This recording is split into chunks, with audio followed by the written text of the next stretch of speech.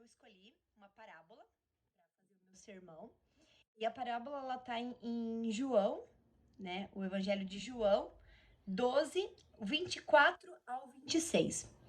Digo-lhes verdadeiramente que se o grão de trigo não cair na terra e não morrer, continuará ele só. Mas se morrer, dará muito fruto. Aquele que ama a sua vida a perderá, ao passo que aquele que odeia a sua vida neste mundo a conservará para a vida eterna.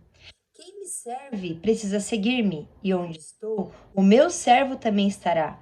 Aquele que me serve, meu Pai honrará. Jesus usou a parábola do grão de trigo para avisar, deixar, comunicar os seus discípulos que seria necessário que ele morresse. Então ele usou esse termo até para já ir preparando, um termo que eles conheciam, que era o trigo, que o trigo quando cai na terra, ele tem que morrer para conseguir frutificar.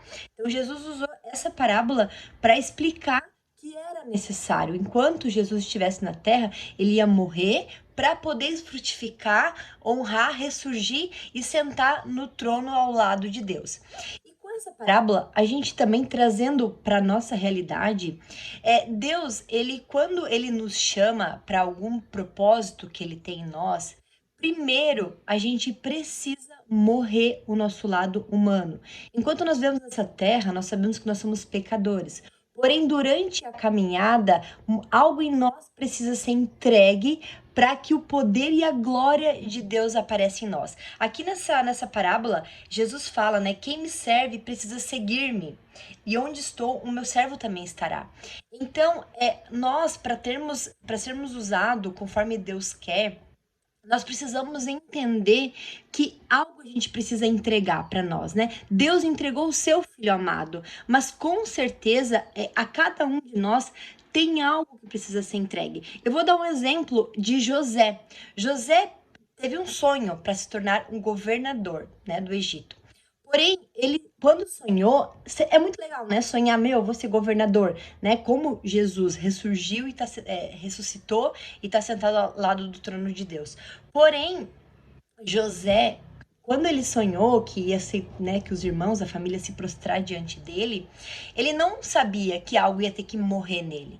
Com certeza, esse processo de José foi algo que teve que morrer a parte da carne para que a glória, que não era através da força e da capacidade de José, mas sim pelo aperfeiçoamento que Deus ia fazer nesse processo.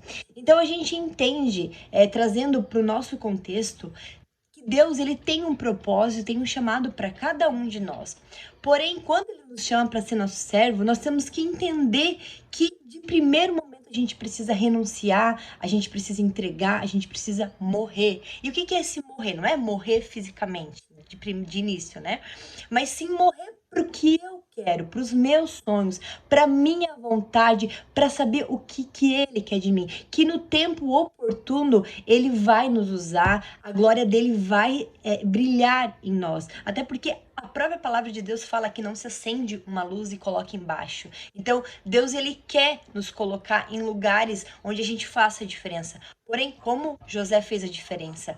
Porém, antes a gente precisa entender que nós temos uma entrega nossa. E hoje, talvez a tua entrega pode ser um tempo de oração maior, talvez pode ser aquele pecadinho hobby que eu carrego, tem que entregar, porque a partir daí Deus vai nos lapidando para a obra que ele tem, para frutificar, como o grão de trigo, né? Que primeiro ele morre para depois dar muito fruto. Então a gente precisa entender que primeiro vai ter que morrer algo em nós. Então tem um preço que a gente precisa, tem uma ação nossa para depois o fruto do Espírito fluir em nós, para que a mansidão, a paciência e o amor de Deus flua através de nossa vida e dê tanto fruto que aquilo vai multiplicar. Tá bom, irmãos? Essa era a minha passagem, essa é a parábola que eu tinha, né, que eu reservei aqui para compartilhar com vocês. Espero que Deus abençoe e até mais.